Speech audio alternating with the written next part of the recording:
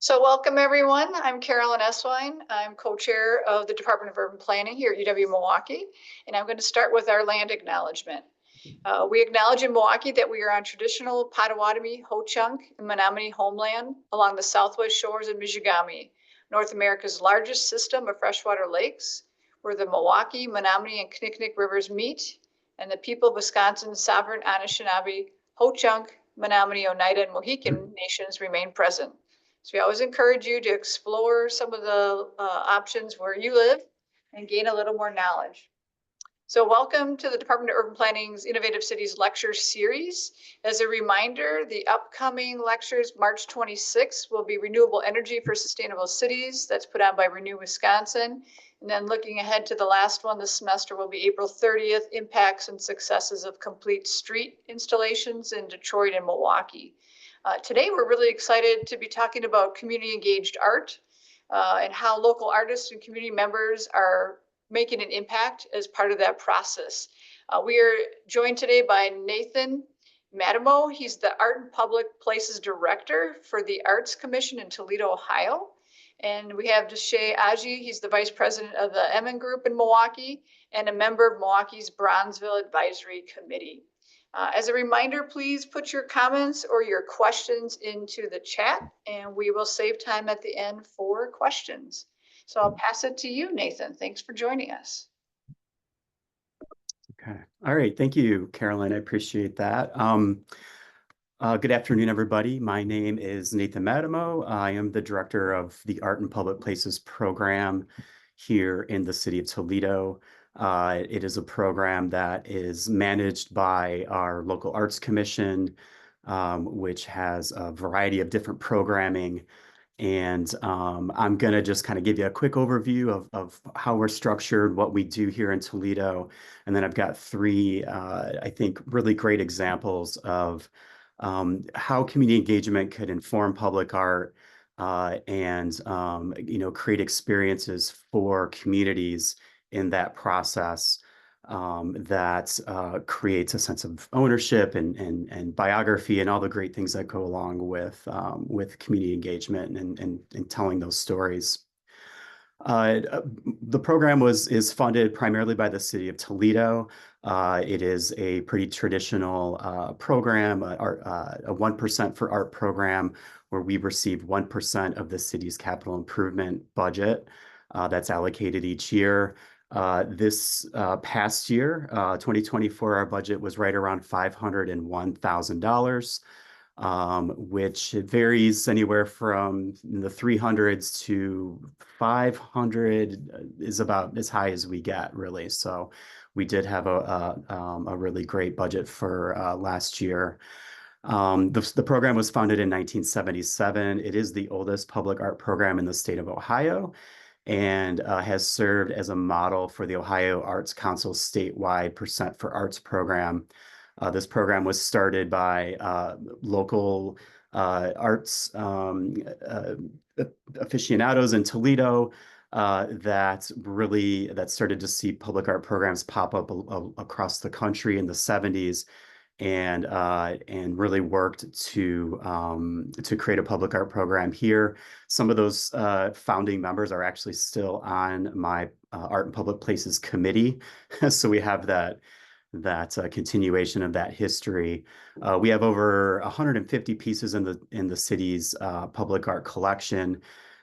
They range from murals, poetry and sidewalks, large-scale sculptures, wrapped signal boxes, artist-wrapped signal boxes, those sorts of things. So it's a huge variety of different media and different approaches.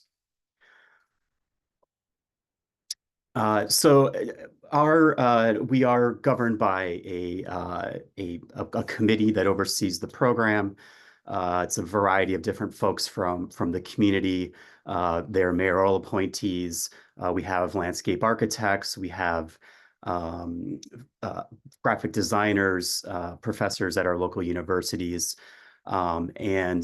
Each project, as they are developed and selected, does go through a pretty detailed process. And I'm not going to read this slide, and we only have a couple slides that have a lot of language. Everything else is mostly visual, so bear with me for these next couple slides. But each project is managed by a design review board. Those ad hoc committees consist of architects, landscape architects, artists, arts consultants. I think the critical piece to this is representatives of the immediate area in the neighborhood that will be affected by this work. So the neighborhood that the sculpture is going in or the installation is going in is really, really critical to this work. And that's what I'm going to focus on as I move through the presentation. And the responsibilities are really to conduct an artist search. So typically that's a request for qualification that's published, and then works to select the artist for the project, and then create the structure around the process from the presentation of the proposal all the way through the installation of that work. So the design board review board is really critical to really that. Not only organizing and overseeing the project, but really connecting that project to the neighborhood that we're working in. Why is community engagement important in public art? And I think some of this is obvious, but I think the main kind of benefits are it results in authentic representation of voices, values, and priorities of the community in the project. So the project, whatever that may be, is a reflection of that community. Successful projects contribute to the biography and the identity of the neighborhood and the community. It instills a sense of ownership of the final project, so folks feel like it's part of their it becomes a feature of the neighborhood or the area. It becomes a landmark, those sorts of things. And I think most importantly, it creates a sense of trust in the commissioning body and the artist selection process through access to these systems, right? So we're inviting folks to be part of a system of selecting artists and working through. And I think many of the neighborhoods that we work in are traditionally underserved, they're lower income. And a lot of the mentality in some of these neighborhoods, there is a lack of trust in government and in these processes, and we want to make sure that they are transparent and that folks are really directly engaged. So I'm going to go through, I think I have 3 projects here. I'm going to try to get through these pretty quickly, just to kind of show examples of how we work and how we engage with communities in these projects. Excuse me. The first project is called Close, Closer, Closest. This is a project that we did in 2019 in a city park called Close Park. This is located in West Toledo, and it's a predominantly middle class, working class neighborhood. There's a lot of already existing community involvement, engagement, block watches, those sorts of things, which we were really able to take advantage of in coordinating the community engagement effort. This next slide is just kind of a map of the neighborhood. You can see it's rather densely populated, and you see Close Park right here, kind of in the center. It's adjacent to Blessed Sacrament, which is a Catholic grade school and church that is really an anchor to this neighborhood. It's kind of their cultural center, so to speak, in this specific neighborhood. So the artist was kind of intrigued by the shape of the park. It's kind of a unique kind of a shape, and was also really fascinated by the density of the neighborhood and the amount of folks that actually live in the vicinity of the park. So his concept, I'm going to kind of walk you through some of his concepts. So Randy Walker was the artist. He is from Minnesota, and what he did is he identified 400 houses, and you can see these little dots that indicate a house that surrounds the park that kind of had these natural barriers of major streets. So the idea was to kind of take this concept of the residents and represent them in the park. Kind of taking this shape and creating these visuals of what 400 dots or 400 representations of houses would look in the park, but then really reduce this to a very kind of a small area in the park. So it's kind of the same shape and uh, kind of a reduction of that representation of the shape of the park.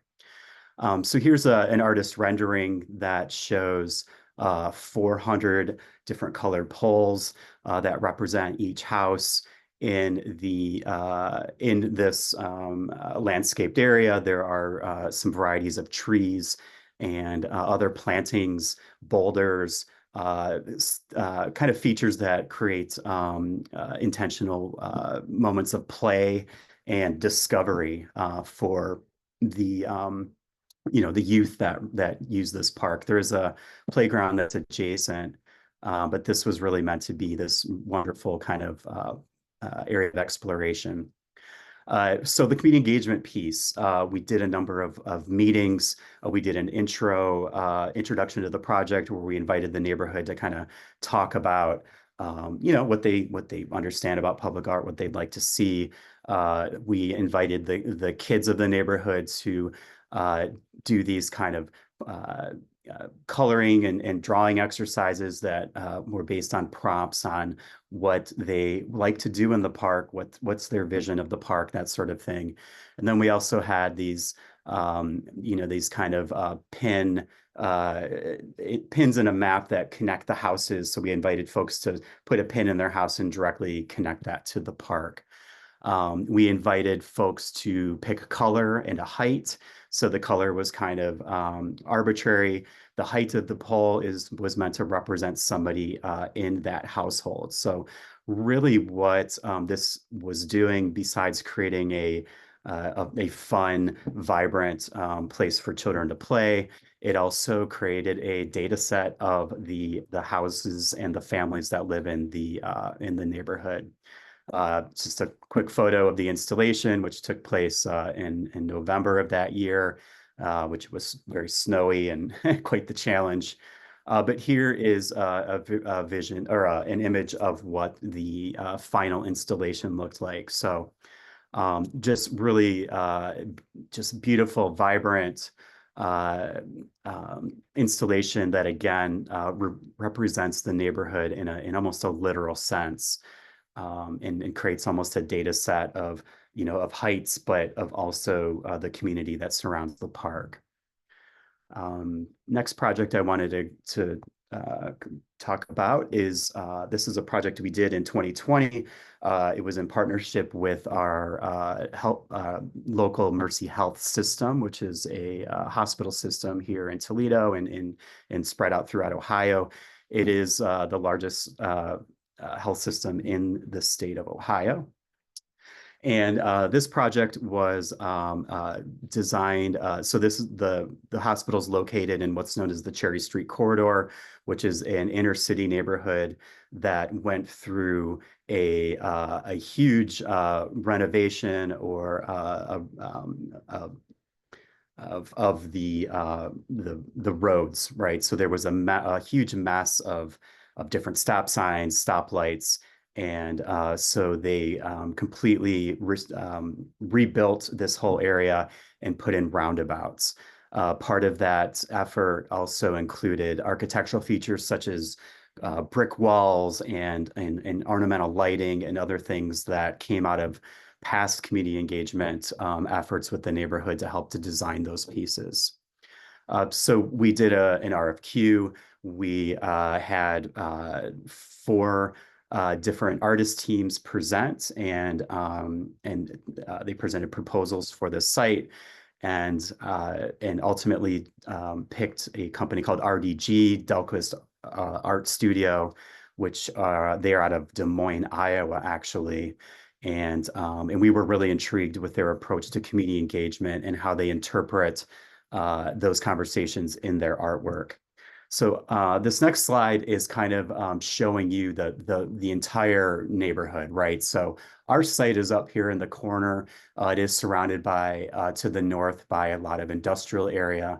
So we did want to focus on the neighborhood that kind of surrounds the site to the south. It's kind of hard to see, but this neighborhood was really detrimentally affected by the recession of 2009 and the housing crisis, subsequent housing crisis.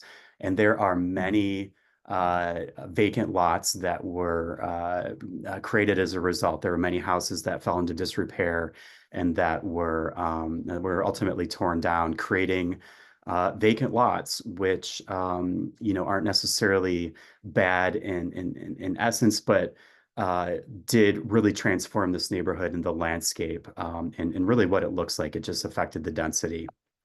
So the artists were really intrigued by this, and we did have a series of meetings and with neighbors at a couple different locations at the hospital, at a Grace Community Center, which is in the area, which serves youth and also elderly folks with programming and gardening programming and things like that. So it's really important for us to identify those existing cultural anchors and institutions that we can partner with and to hold these meetings. So folks, they already have a familiarity with these venues, which really helps with attendance and getting folks to participate. So through that conversation, the community really was just kept talking about this transformation of the neighborhood through the loss of the housing through that 2009 housing crisis.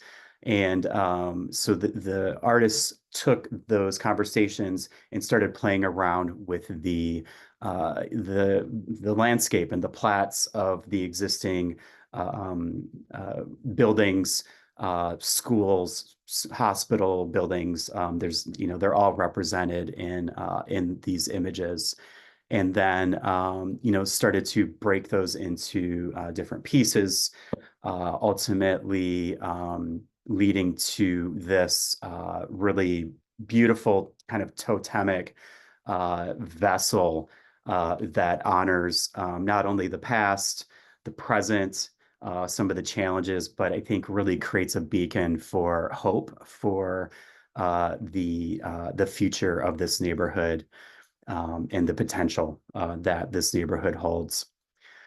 Here's just a quick photo of the installation to give you a view, and you can see all of those actual buildings, all the houses are represented in the kind of the skin of this sculpture.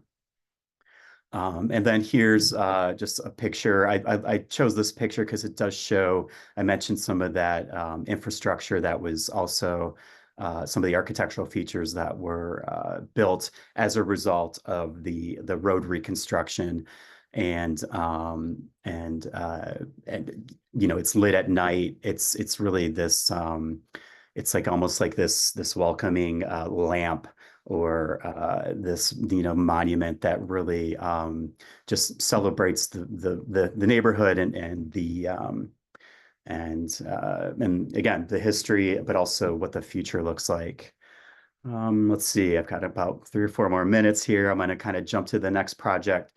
I think this is one of the best examples of really direct public engagement that we've been able to embark on for a public art project. This is Field of Histories. The artist is Bryony Roberts. She is a professor at Columbia University and also a practicing artist. And she was, again, selected through an RFQ process. And her concept just kind of blew everybody out of the water. And I'll show you why here in a second. So this site is the Glass City Metro Park. This was recently completed. I think spring of 2023 was the official reopening. It's basically a reuse or a reimagining of an industrial site it's located along the Maumee River, across the river from downtown on the east side. The east side is a traditionally underserved neighborhood. I was looking up the household median income, and the average household median income of the neighborhood is $35,000. If that gives you, some indication of, that kind of social strata that folks exist in this neighborhood. The park is incredible. I could talk about the park all day, but they installed an ice skating ribbon that is used for roller skating in the summer. They are restoring wetlands, creating access to the river, huge play areas. It's just a really phenomenal park. So they wanted to do some public art and reached out to us, and we kind of embarked on this journey with the Metro Parks in Bryony. So what we did is we set up some workshops where we invited folks from the whole area, but we really focused on residents of the East Side, working through their networks, their cultural anchors, the East Toledo Family Center, some of the East Side community groups that we're familiar with, and held workshops where we invited folks to bring items of historical significance. They could be personal history, they could be history of of Toledo industry. It just kind of ran the gamut. Local schools, churches were all kind of represented. And what we did is we photographed each of the objects, and the artist and her team made 3D renderings of each of the pieces. And this photo right here kind of shows you an example of what kind of the finished product looks like. So they took these 3D renderings of the objects and laser engraved them in 240 glass spheres that are mounted on poles that are presented or that are installed throughout this area of the park.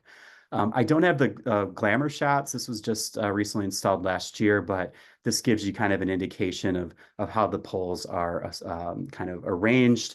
Again, each sphere does have one object that was laser engraved. They are lit. And these photos here show you the dedication. We had over 200 people show up to the dedication. Many people that were engaged in the workshops did show up. Everybody that did participate, many people brought more than one object, but everybody that participated does have at least one object represented in this landscape. And the Metro Parks also created a website where they cataloged all of the objects. So we have the photos of the objects, and then the histories are documented on the website.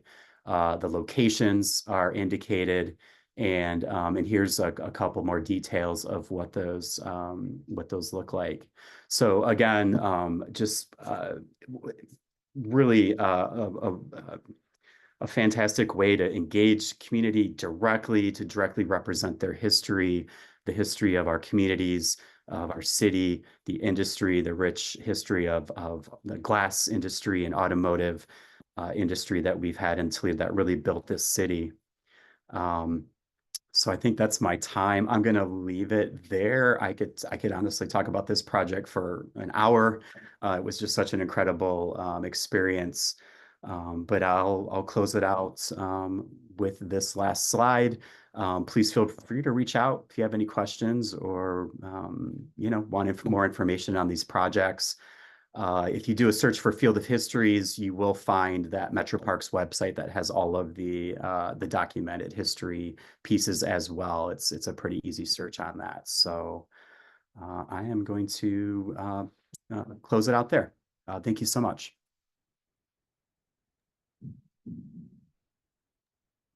Thank you, Nathan. Deshay, we'll have you start sharing yours and keep it moving. I'm seeing lots of good comments already.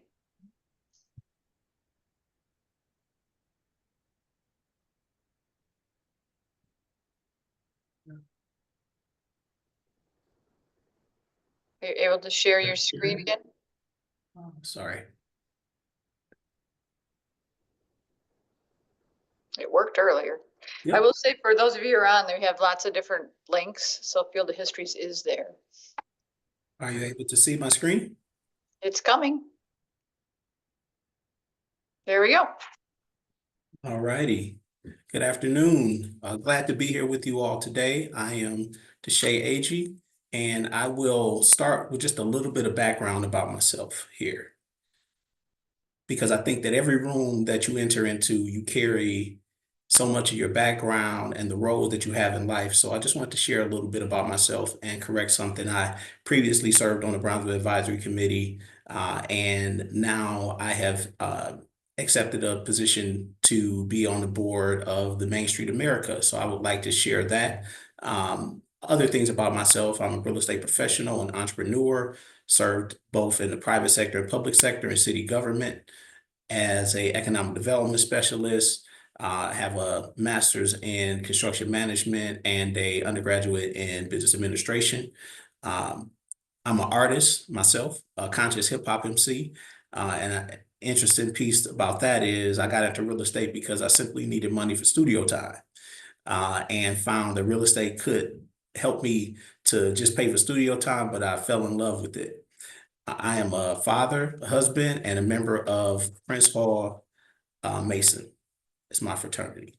I want to bring to your attention, many people may have heard about Bronzeville here in Milwaukee, but there's a little history I just want to introduce to you all. There was a redevelopment plan put in place in 2005 to create the Bronzeville area, the Bronzeville Culture and Entertainment District, as you can see here.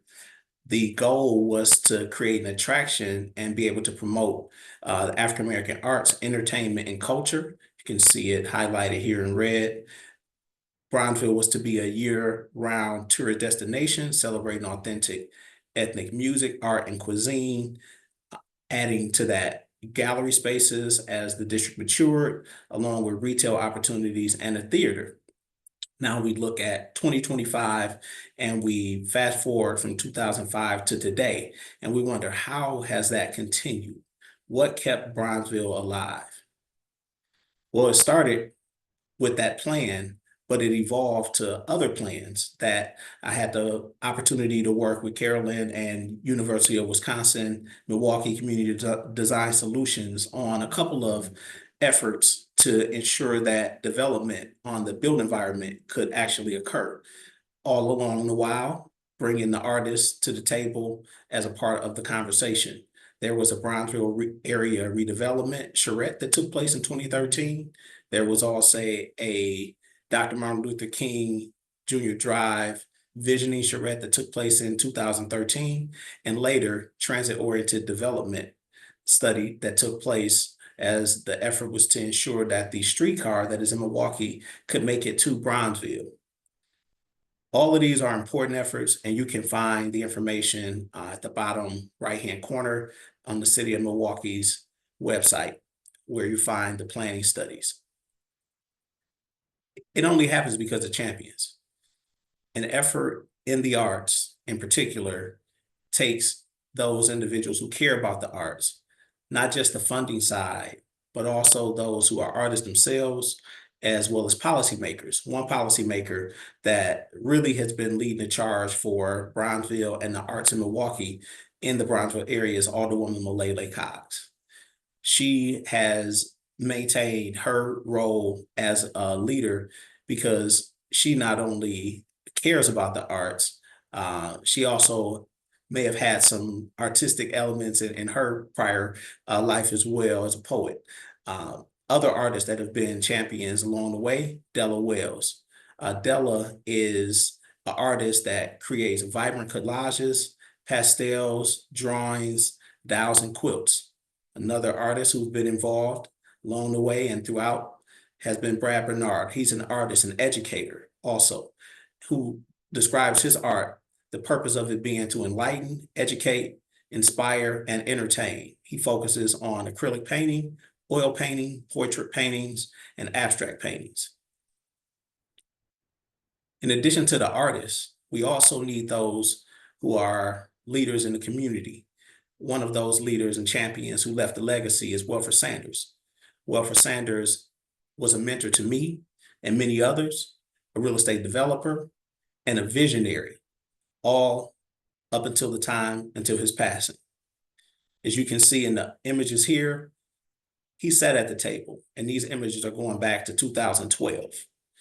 So this can tell you 13 years ago, there were people who saw a vision, contributed to that vision, and wanted to see Bronzeville and our Dr. Martin Luther King Drive, as I came up with the term, becoming the best King Drive in the nation. There were people who sat at the table and continue to sit at the table to make that happen, including the artists.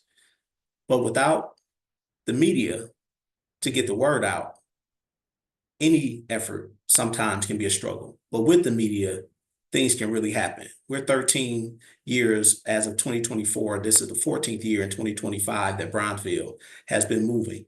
And again, this started in 2005 with artists being at the table, helping to plan and create the vision for Bronzeville.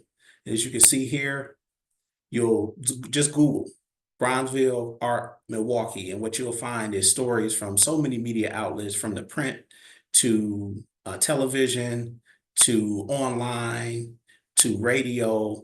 Everyone has taken a step in ensuring that Bronzeville can be successful, but more importantly, that the arts can have a life here in Milwaukee.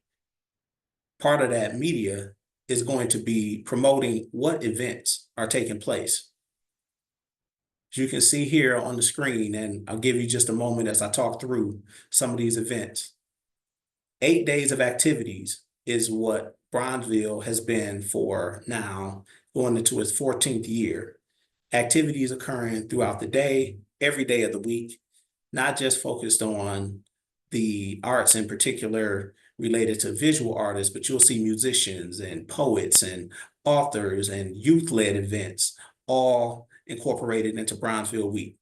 You see here artist-led painting of Bronzeville letters. Every year, the Alderwoman has allowed and created an opportunity for the community to participate in painting letters. Those letters are taken down every year, but at the beginning of Bronzeville Week, those letters are put in place by our Department of Public Works.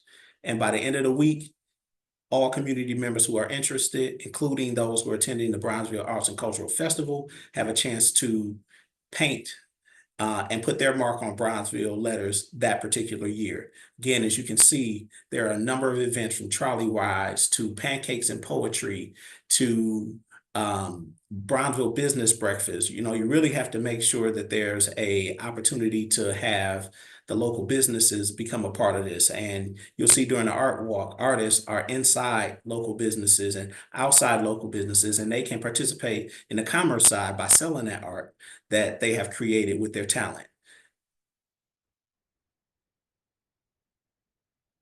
Again, the artist being at the table, that's key. If you are moving forward with any initiative where the artists are not at the table and you're focused on art, something's wrong with that picture.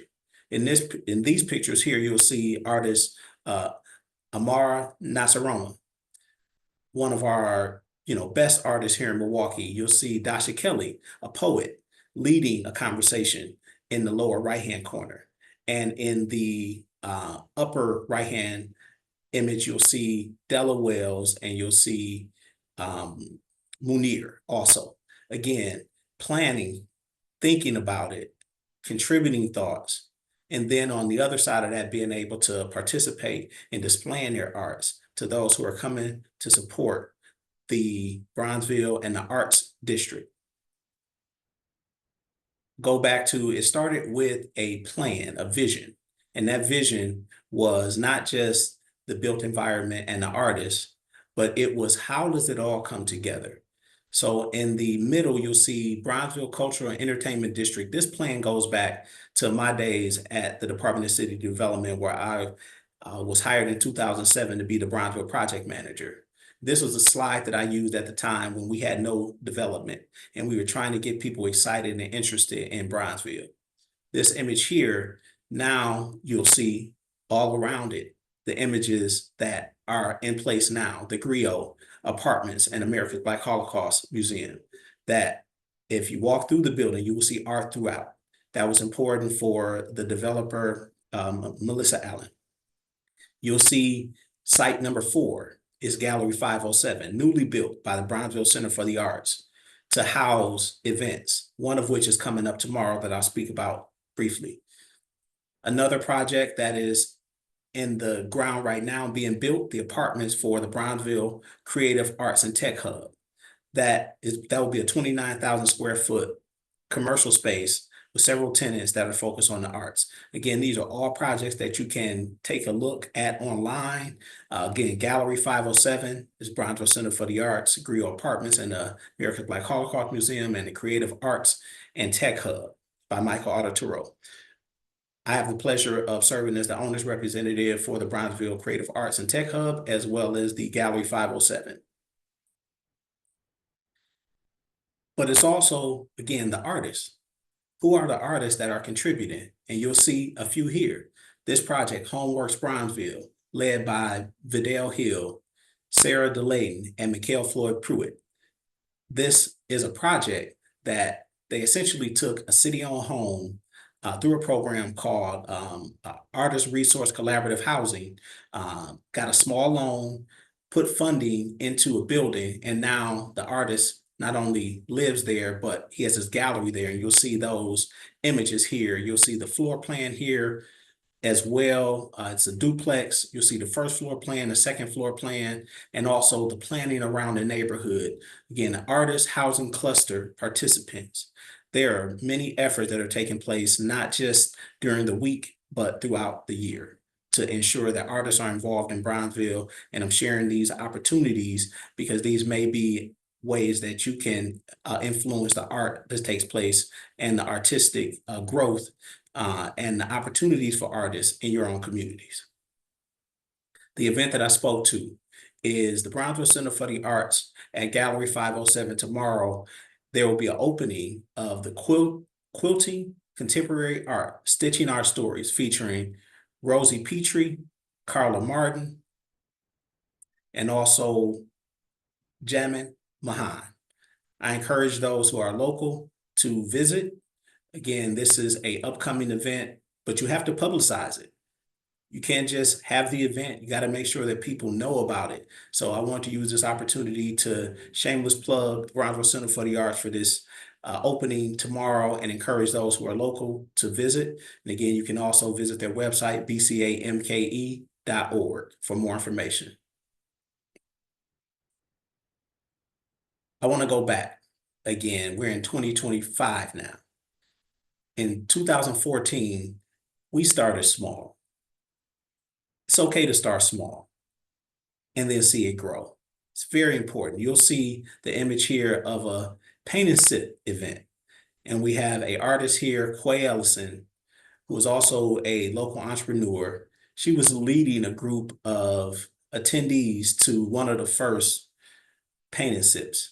And again, the opportunities when you envision something growing, it is important to just start small and accept those small wins and keep it growing. Again, small space here, formerly vacant. Now it is the home to G's Clippers, but we use this space. The property owner at the time allowed us to use this vacant space at the time to host artists. And you'll see it here. We have our signage 21st Century Bronzeville, envisioning that this would be the 21st Century Bronzeville. But as you can see, it's a small room, but the artists that are in there are sharing their wares, sharing their talents, and individuals are coming just to show a little bit of support and also make their purchases. You'll see the pain and sip here. You'll see free health screenings. So it's also important to cross-market opportunities, be it health, be it business resources. Try to use as many avenues as you can and bring to the table as many partners as you can to ensure that there is ample opportunity for people to take advantage of resources once they are there. Again, we started small, but then add momentum. You see up top, right-hand corner, that's Amar painting with his hand in the street during Bronzeville Festival. Again, the opportunities to have youth involved, you'll see just below him. We have to encourage the youth on a regular basis. And we see as much happening out in the world today as ever. But to keep youth focused on learning and growing in the arts is something that we can look back and say, we did something positive to impact the next generation. You'll see during, on the left-hand side image, you'll see there's artists that are painting, but you'll also see there's a poet in the middle of the stage. And so the multimedia engagement that took place back in 2014, we continue to do these types of activities. I'll speed through a little bit here, just so that I can make sure you all understand and get an opportunity to see some of the impact that Bronzeville has had. You'll see musicians, again, on a stage during the festival, signage, our posters promoting the event. You'll see artists, Vidal Hill, again, going back years, but painting in the street, now he's in the Fiserv Forum. You'll see Bronzeville Gallery 507. We have art that is also being shown in the building and outside of the building as well. And the youth and the individuals that are involved. Then we have talent here. We have to reward the talent monetarily if we can. And we've done a best to show every year as we can with donations provided to support the artists. Again, starting small, celebrating the small wins. We have that paint and sip. It has grown over the years. You'll see artists, again, the DJs. If we're looking at art, let's look bigger. There's all types of art that you can focus on, whether it's an art walk, whether it's a DJ, whether it's an MC or musicians. Again, you can't leave the kids, out of the picture. You have to bring them to the table. So one way to bring them to the table, Alderwoman has created Kool-Aid and Canvas. And that opportunity has been for the youth to come free of charge. It'll be a Kool-Aid jammer along with the art that you see them doing. Again, an activity for kids, when in a world they can be exposed to many different things, exposing them to art is a good use of their time and ours. Just a reminder, the upcoming event tomorrow is at Gallery 507, Bronzeville Center for the Arts. And this is what I wanted to make sure you all understood. There is efforts that take place to engage community at the local level and then have them see that art actually on a building. And that building here is Gallery 507. You can go to 507 West North Avenue and you will see this art today outside. And individuals came out on Dr. Martin Luther King Drive at the site of the future Bronzeville Center for the Arts Museum at 2312 North Dr. Martin Luther King Jr. Drive, just outside of the DNR site. Individuals came out, participated in the effort to create beautiful art, and now that art is on display. The unveiling took place last year. Just want to briefly talk about the architect that's working with Bronzeville Center for the Arts. Michael Ford of Brand New Designs is working with HGA Architects, and they are working on the 3.5 acre site at North Dr. Martin Luther King Jr. Drive. Here you will see the hip hop architecture camp that Michael Ford has done throughout the country. He has done it right here in Milwaukee. And there is another one to be planned as well. But you'll see images here of the youth that are at the camp, as well as the video. If you know Michael Ford, you will know that he does a video, and the video is done. It's beautiful. When we are able to unveil it, we certainly will. Another event as part of community engagement was Sip and Collage that took place, and you'll see an image here of the individuals that came out and had a good time sipping as well as painting. This was original works. They left them there at BCA, Gallery 507, to be on display, which we greatly thank them for doing so. There were beautiful pieces that if you get a chance to stop at Gallery 507, ask about the Sip and Collage images that these individuals put their time into. There was also a Cabinet of Treasures conversation. Again, you see more artists here. You see Fidel here, and others that have contributed to ensuring that Bronzeville artist community is not only visible and at the table, but are helping the next generation. You can log on to bcamke.org and sign up, have your voice heard on the development site taking place at the former DNR building or site, I should say, at the corner of Dr. Martin Luther King Drive and North Avenue. I thank you for your time today, and I look forward to any questions and follow-up if needed. Again, thank you. I hope this was helpful for you all. Thank you both Nathan and Deshay. This has been really, I think, inspiring and informative, exciting to see so much art that's at different scales. So there's a couple questions I think apply to both of you. It looked from both perspectives you were quite successful in getting the community's voice at your meetings and as part of the process. Could you each just talk about a couple strategies that you think work best? Because the comment is oftentimes only 3 or 4 people are coming from the community. So how are you best doing your outreach recognition? Yeah, I can jump in.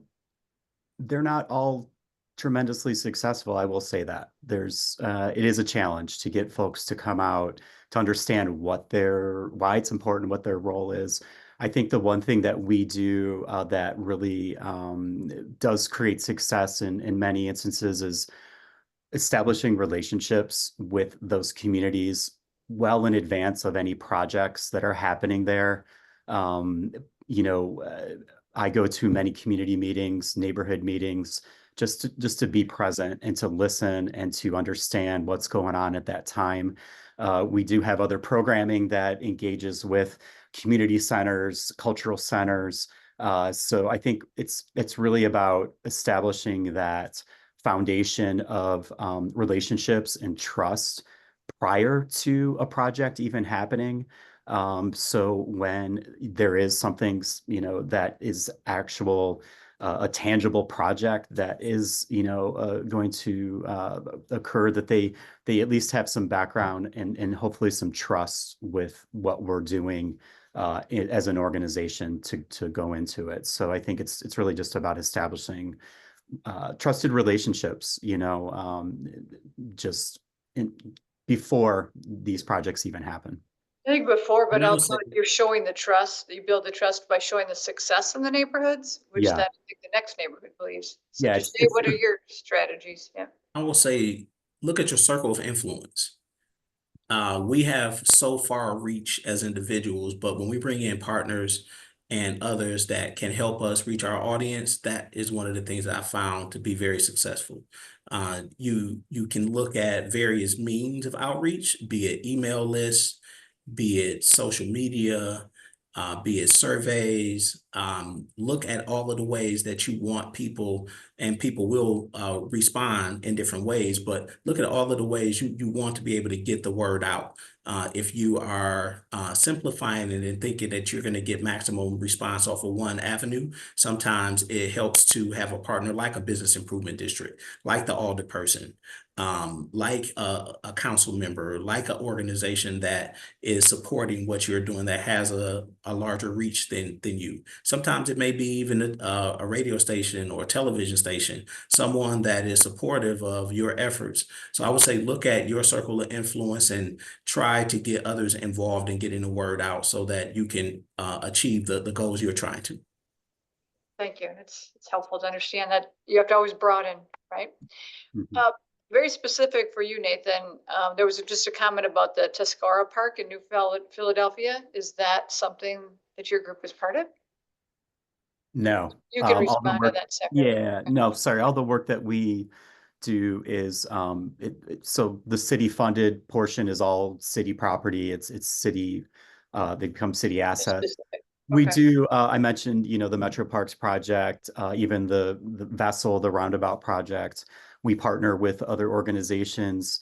We've actually, I just jotted, what was the number? I think we're at about $2.4 million in outside investment.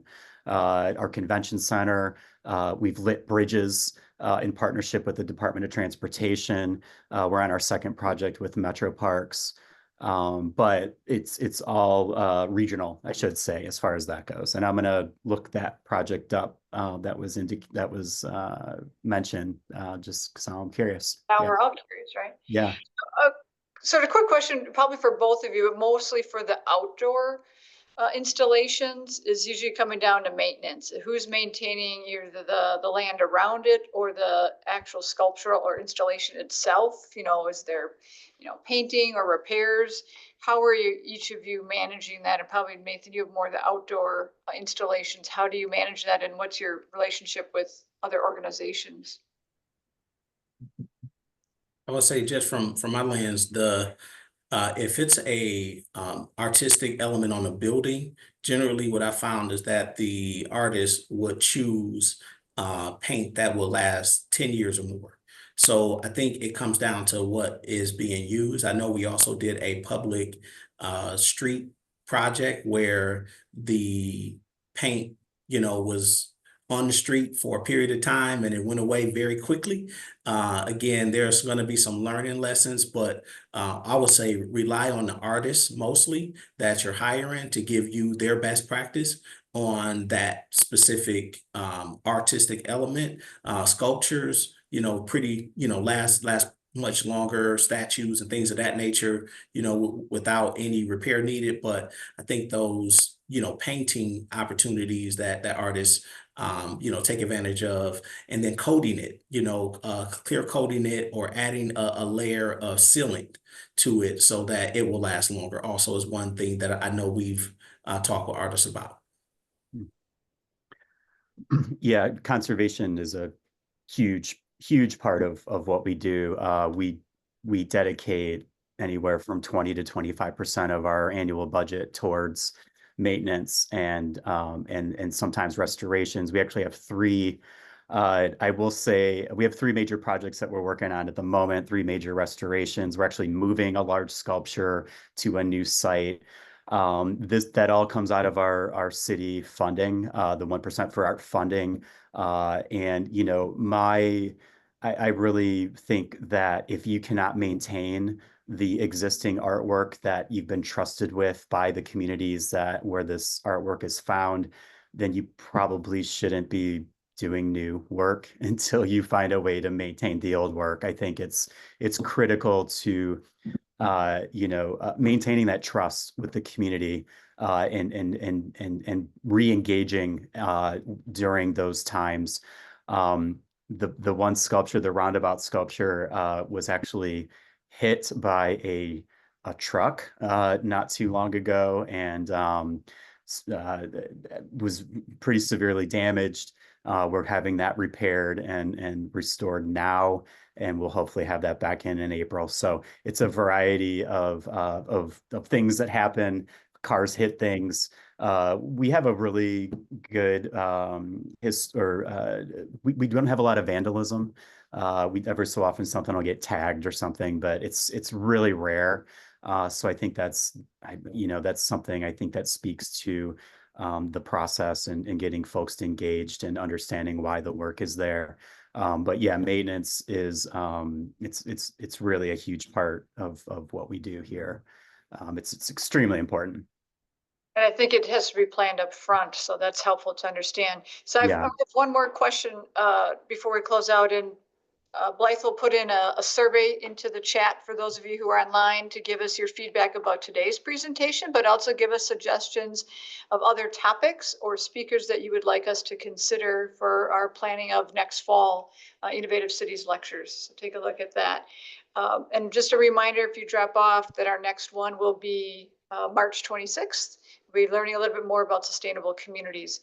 So my final question is for both of you in terms of the request for proposals. So if you have sort of best practices for how do you solicit artists to engage with that process. Some of you are, I think Deshay, you're talking about really starts early in the process, but if you have a couple best practices for those of the, I think, attendees who might be looking at, how do they engage artists?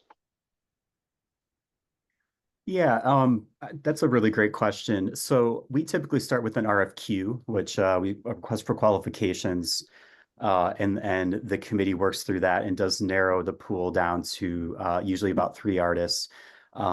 There are instances where we do select an artist not based on a proposal for a sculpture or a mural, but a proposal for a process in developing what that project's going to look like through engagement, through conversations with the city and all the folks that are involved. I think the key for us is to, in the proposal agreement, and this is obviously stated in the RFQ of what we're looking for, kind of prior to folks applying, is that the proposal must include a process of community engagement to help further inform what that work is going to look like, what it's going to represent. Sometimes artists do come with, a rather developed proposal, like Field of Histories was, that concept did not come out of community conversation, but it was really designed to create those activities, to create those workshops and that engagement to help inform that piece. So I think there's a number of ways of looking at it, and it is a challenge. There aren't a lot of public artists that incorporate community engagement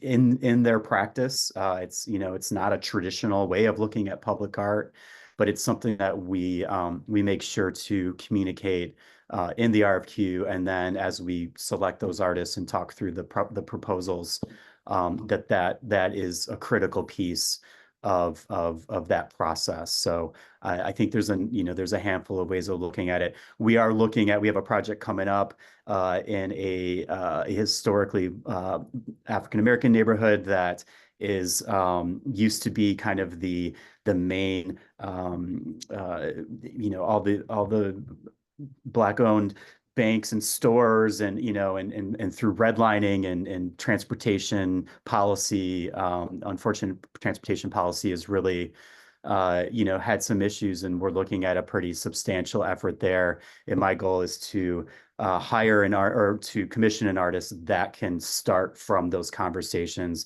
and then develop what that project's going to look like. So I think, it just depends on the neighborhood, the history, what you're trying to represent. And in that situation where we really want to represent the history in whatever the resulting public art is going to be. So those conversations are going to be critical even before the artist starts to sketch and put ideas to paper. So, but yeah, great question. Quickly before Deshay answers, the last question actually is, who owns the installations once they're built? Is it the city or is it others? The city or the commissioning organization. So Metro Parks owns their pieces. Anything that's funded by the 1% for Art program, which is, I mentioned the 150 or so pieces in the collection. That's all those are all city assets at that point. Okay. So yes, good question. Yeah. Helpful.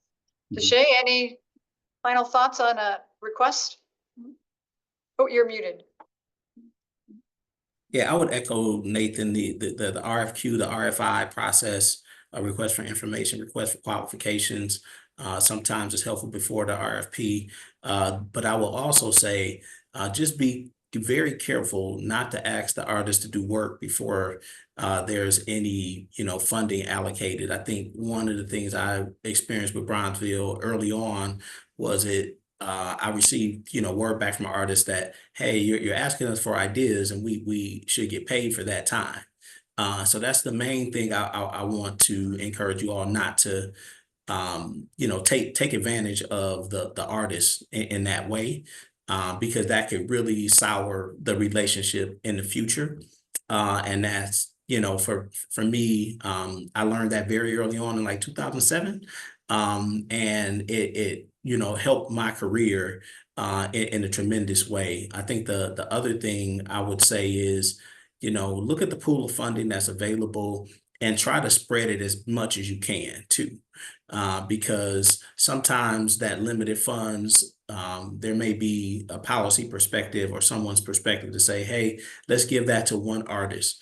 But I think there is an opportunity to kind of split that more ways than one, and give you a broader reach and help you develop more relationships as well with artists that you may not necessarily have otherwise had a relationship with, but for this opportunity for you to fund their talent in some way. What a great way to close this out. Thank you both so much for taking some time and sharing really true community impact. It's through the art and through the collaboration that it's really great to see the project. So we will be sharing this as a recording in about a few days or a week. And I look forward to seeing everybody at the next Innovative Cities Lecture, the end of March. Thank you, everybody. Thank you. Thank you.